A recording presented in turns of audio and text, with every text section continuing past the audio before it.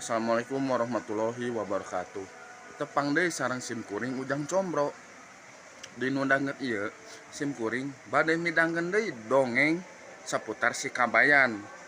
Mung ayeuna mah anu pikeun jadi tema dinu judulna nyaeta si Kabayan jalan-jalan ka pasar.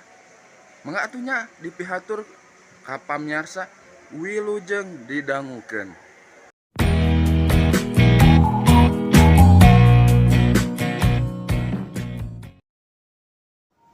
Dongeng bahasa Sunda si Kabayan jalan-jalan ka pasar. Si Kabayan jeung pamajikanna hiji poe diangkir ku mitohana.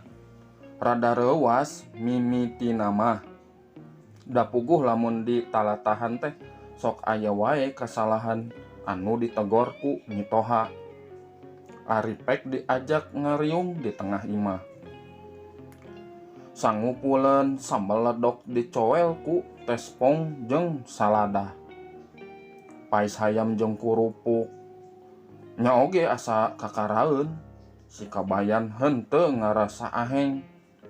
Puguh atuh da pikiranna jeung rasana geus kapincut ku anu melenghir ti tengah imah. Deker we sakuluarga ngahanca pais jeung sambal mani ponyo nakar. Keur ngeunah-ngeunah ngarasakeun beuteung seubeuh.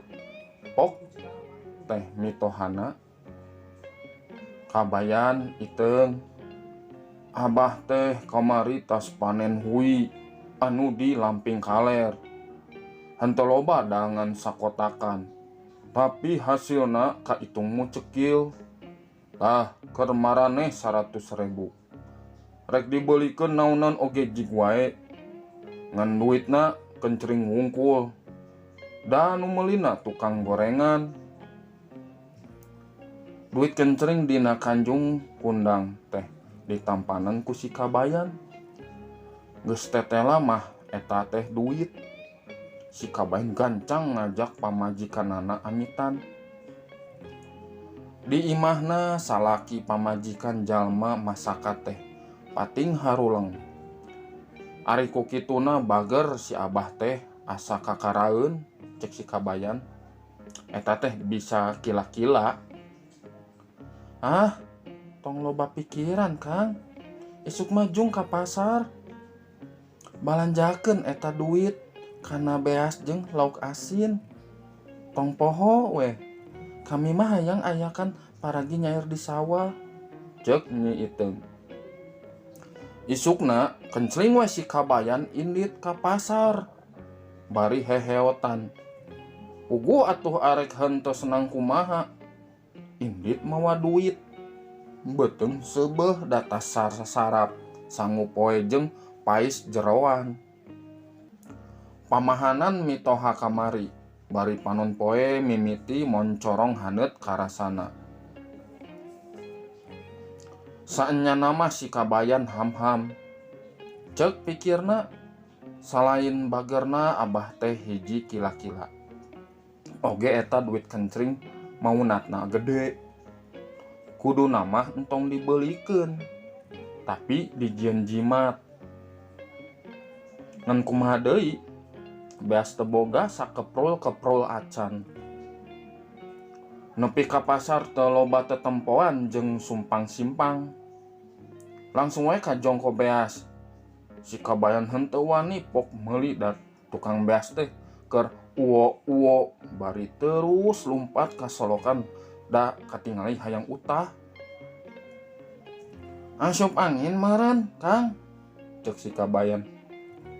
Oh gitu, ubarna naon atunya, cek tukang beas teh.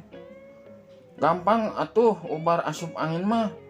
Sok buka baju heula, urang kerok. Cek si Kabayan bari nyapit duit kencringna hiji. Tukang beas nurut. Keur dikerok teh sababaraha kali teurab.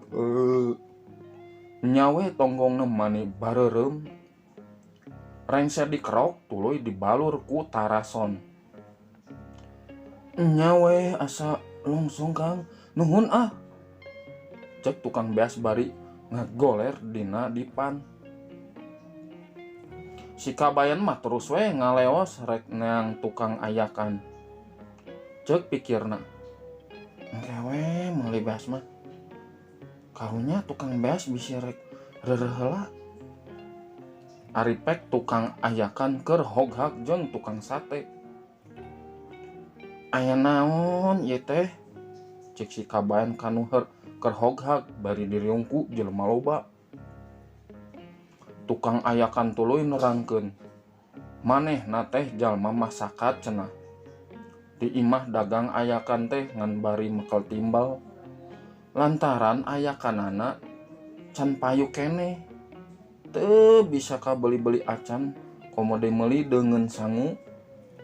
Dahar bekelna teh bari nagok di hareupeun tukang sate.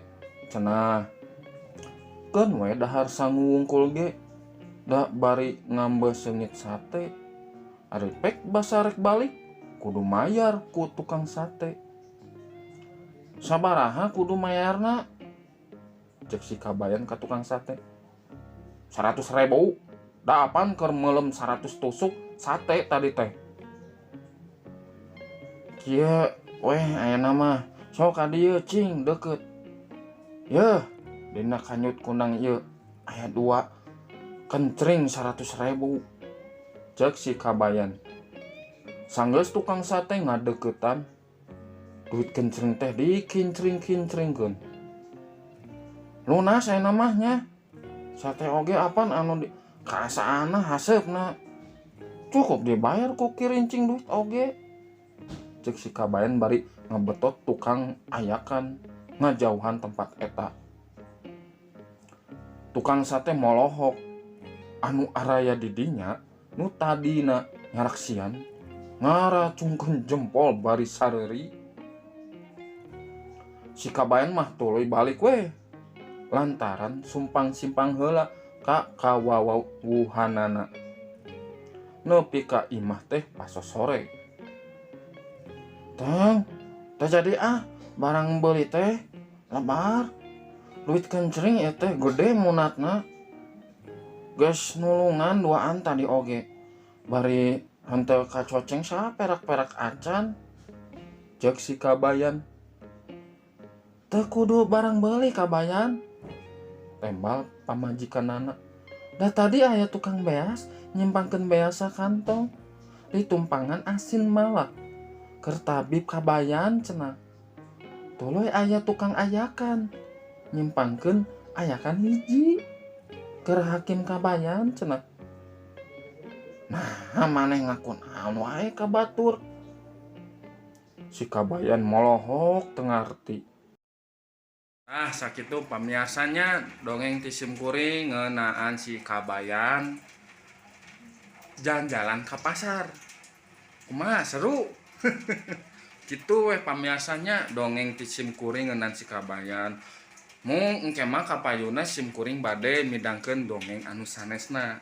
Sanes si kabayan hungkul, tapi dongeng-dongeng anu ngeunaan hal-hal nu sanes lah gitu.